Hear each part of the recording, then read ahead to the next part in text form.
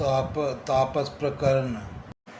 तेई अवसर एक तापस सुहावा, तेज पुंज लघु बैस सुहावा। कबीर अकलित गति बेश विरागी, मन क्रम वचन राम अनुरागी।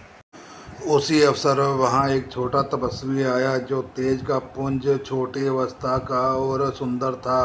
उसकी गति कभी नहीं जानते अथवा वह कवि था जो अपने परिचय नहीं देना चाहता।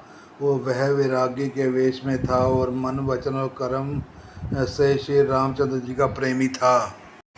सजन नयन तल पुलकी, निज इष्ट देव पहचानी। पर्यो दंड जिमि धरनी तल, दशा न जाई बखानी। अपने इष्ट देव को पहचान कर उसके नेत्रों में जल भर आया और श्री पुलकित हो गया। वह दंड की भांति पृथ्वी पर गिर पड़ा।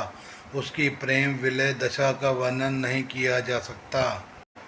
राम सप्रेम पुलकी और लावा, परम रंक जनु पारस पावा। मनु प्रेम परमारथ दो, मिलत धरे तन कहे सब को। श्री राम जी ने प्रेम पूर्वक पुलकित होकर उसको हृदय से लगा लिया। उसे इतना आनंद हुआ मानो कोई महादरिद्री मनुष्य पारस पा गया हो। सब कोई देखने वाले कहने लगे कि मानो प्रेम और परमार्थ परम तत्व दोनों शरीर धारण करके मिल रहे हैं। बहुरी लखन पाए सोई लागा, लीन उठाई उमंगी अनुरागा। पुन सिय चरण धूरि धरि सीसा, जन जान शिशु दीन आशीसा। फिर वह लक्ष्मण जी के चरणों लगा। उन्होंने प्रेम से उमंग कर उसको उठा लिया। फिर उसने सीता जी की चरण धूलि को अपने सिर पर धारण किया। माता सीता ने उसको अपना बच्चा जानकर आशीर्वाद दिया कि निषाद दंडवत ते ही मिले मुदित लखी राम स्नेहि। पियत नयन पटुरूप पीयूषा, मुदित सुवसन पाई जिम भूखा। फिर निषाद राज को उसको दंडवत की। श्री रामचंद्र जी का प्रेमी जानकर वह उस निषाद से आनंदित होकर मिला। वह तपस्वी अपने नेत्र रूपी दोनों से श्री राम जी के सौंदर्य सुधा का पान करने लगा और ऐसा आनंदित हुआ कि कोई भूखा आदमी सुंदर भोजन पाकर आनंदित होता है। ते पितु मातु कहे सखी कैसे, जिन पठे बन बालक ऐसे। राम लखन से रूप निहारी, होई सने विकल नर नारी। इधर गांव की स्त्रियां कह रही हैं कि हे सखी कहो तो वे माता पिता कैसे हैं जिन्होंने ऐसे सुंदर सुकुमार बालकों को वन में भेज दिया है। श्री राम जी, लक्ष्मण जी और सीता जी के रूप को देखकर सब स्त्री पुरुष स्नेह से व्याकुल हो जाते हैं। तब रघुवीर अनेक विधि, सखी सिखावन दीन। राज राम रजायो शीस धरी, भवन गोविंद कीन। तब श्री रामचंद्र जी ने सखा गो को अनेकों प्रकार से घर लौट जाने के लिए समझाया। श्री रामचंद्र जी की आज्ञा को सिर पर चढ़ाकर उसने अपने घर को गमन किया। पुनि सिय राम लखन कर जोरी, जमन कीन पार नाम बिहोरी। चले ससिय मुदित दो भाई, रवि तनु जग करे कहत बढ़ाई। फिर सीता जी, श्री राम जी और लक्ष्मण जी ने हाथ जोड़कर यमुना जी के पुनः प्रणाम किया और सूर्य कन्या यमुना जी की बढ़ाई करते हुए सीता जी सहित दोनों भाई प्रसन्नता पूर्वक आगे चले। पथिक अनेक मिली मग जाता, कही सप्रेम देखी दो भ्राता। राम लखन सब अंग तुम्हारे, देख सोचो अति हृदय हमारे।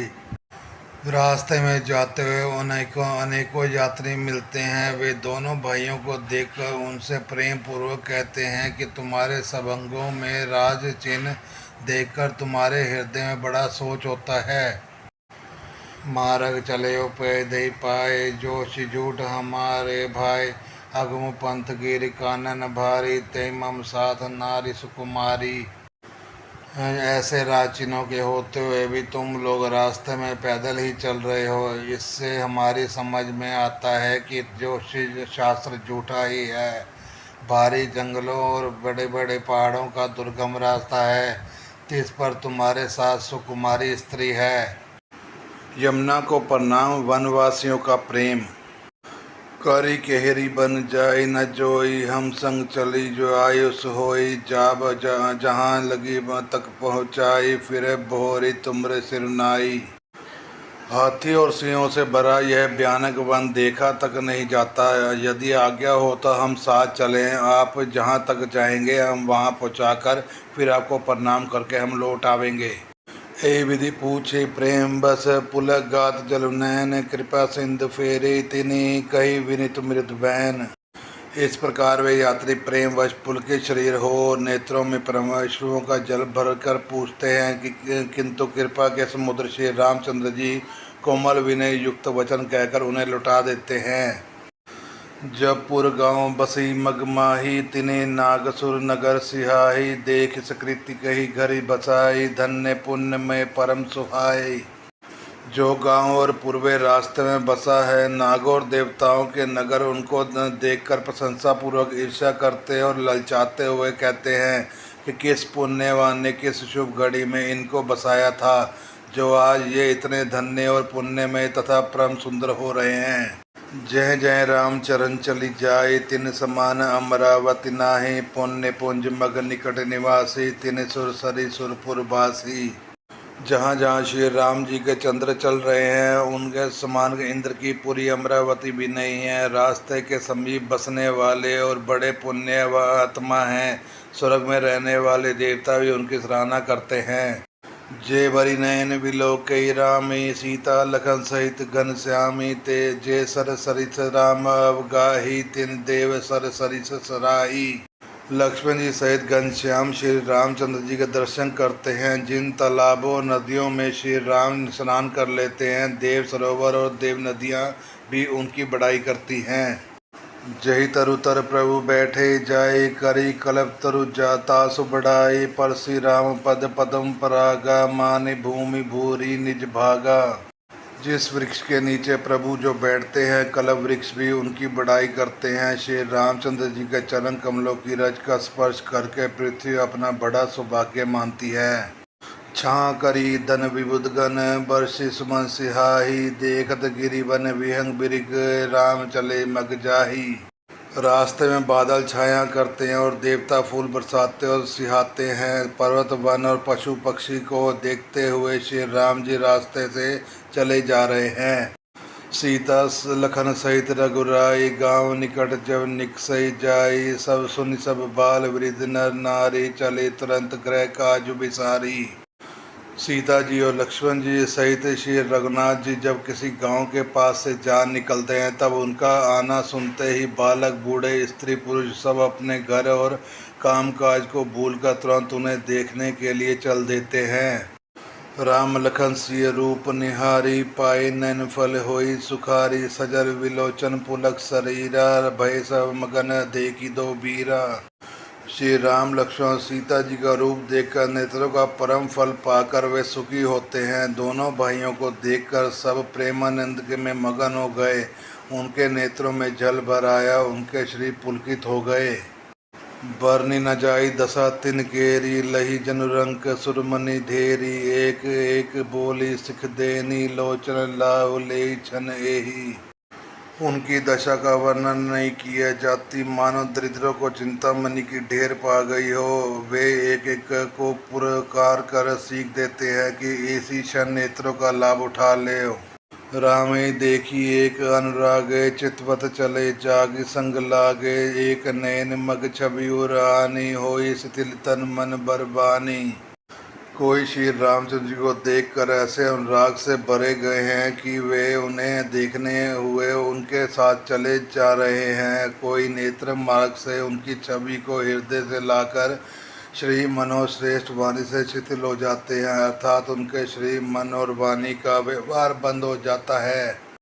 एक देखी बाट छह बली, दासी मृद तिन प्रात, कही अब गाही छिनको श्रमु, गवनव अहिक बा प्रात।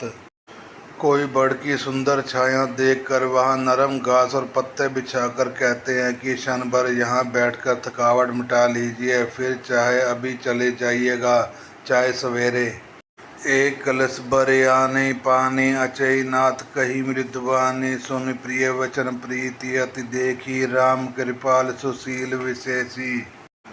कोई घड़ा भरकर पानी ले आते हैं और कोमल वन से कहते हैं, नाथ आचमन तो कर लीजिए। उनके प्यारे वचन सुनकर और उनका अत्यंत प्रेम देखकर दयालु परम सुशील श्री राम जी ने जानी श्रमिसिय मन माही धरिक विलंबु कीन बट चाही नारी नर देखी शोभा रूप अनूप नयन लव मनु लोभा।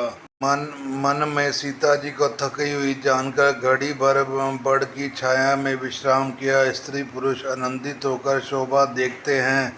अनुपम रूप ने उनके नेत्र और मनों को लुभा लिया है। एक टक सोई चहुओरा रामचंद्र मुखचंद चकोरा तरुण तमाल बरन तनु सोहा देखत कोटि बदन मनमोहा।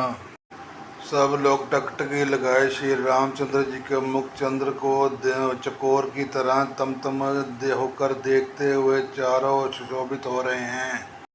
श्री राम जी का नवीन तमाल वृक्ष के रंग का श्याम शरीर अत्यंत शोभा दे रहा है, जिसे देखते ही करोड़ों कामदेवों के मन मोहित हो जाते हैं। दामनी बरन लखन सुटिनी के नक्सिक सुबग भावते जी के मुनिपट कोटिन कसे तुनीरा सोई कर कमल नय धनु तीरा। बिजली के से रंग के लक्ष्मण जी बहुत ही भले मालूम होते हैं। वे नक्श शिखादक सुंदर हैं और मन को बहुत भाते हैं। दोनों मुनियों के बलकल आदि वस्त्र पहने हैं और कमर में तरकस कसे हुए हैं। कमल के समान हाथों में धनुष बाण शोभित हो रहे हैं। जटा मुकुट सनसनी सुभग उर्भुज नयन विशाल सर्द पर विदु बदन बर लसत स्वेद कन जाल।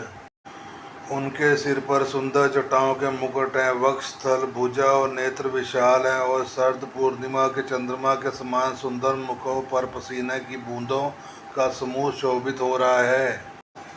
बरनी न जाई मनोहर जोरी शोभा बोध थोरी मत फोरी राम लखन सिय सुंदर ताई सब चित वही चित मन मत लाई। उस मनोहर जोड़ी का वर्णन नहीं किया जा सकता क्योंकि शोभा बहुत अधिक है और मेरी बुद्धि थोड़ी है। श्री राम लक्ष्मण और सीता जी की सुंदरता को सब लोग मन चित और बुद्धि तीनों को लगाकर देख रहे हैं। थके नारी नर प्रेम पियासे मनो मृगी मृग देखी दिशा से सिय समीप ग्राम तिय जाही पूछत अति प्रेम सकुचाही। प्रेम के प्यासे वे गांव के स्त्री पुरुष इनके सौंदर्य मौर्धर्य की छटा देखकर ऐसे थकित रह गए जैसे दीपक को देखकर हिरनी और हिरण स्तंभित रह जाते हैं। गांव की स्त्रियां सीता जी के पास जाती हैं परंतु अत्यंत स्नेह के कारण पूछते सुखचाती हैं। बार बार सब ला गई पाए कही वचन मृदु सरल सुभाए राजकुमारी विनय हम करही तिये सुभाए कछु पूछत डरही। बार बार सब उनके पास लंघती और सहजी सीधे साधे कोमल वचन कहती हैं। हे राजकुमारी हम विनती करती कुछ निवेदन करना चाहती हैं परंतु स्त्री स्वभाव के कारण कुछ पूछने हुए डरती हैं। स्वामिनी अविने छम्बी हमारी विलंब न मानव जानी गवारी कुंवर दो सहज सलोने इनते लही दुति मरकत सोने। हे स्वामिनी हमारी ठठाई क्षमा कीजिएगा और हमको गवारी जानकर बुरा न मानिएगा। ये दोनों राजकुमार स्वभाव से ही लावण्यमय परम सुंदर हैं। मरकत मणि पन्ने और स्वर्ण की क्रांति इन्हीं ने से पाई है। अर्थात मरकत मणि में और स्वर्ण में जो हरित और स्वर्ण वर्ण की आभा है वह इनकी हरिताभ नील और स्वर्ण क्रांति के एक कण के बराबर भी नहीं है। श्यामल गोर किशोर बर सुंदर सुषमा ऐन सर्द सर्वरी नाथ मुखो सर्द सरोरु नैन। श्याम और गौन वर्ण है, सुंदर किशोर अवस्था है, दोनों ही परम सुंदर और शोभा के धाम हैं। शरद पूर्णिमा के चंद्रमा के समान इनके मुख और शरद ऋतु के कमल के समान इनके नेत्र हैं। मास परायण 16वां विश्राम, नवा परायण चौथा विश्राम।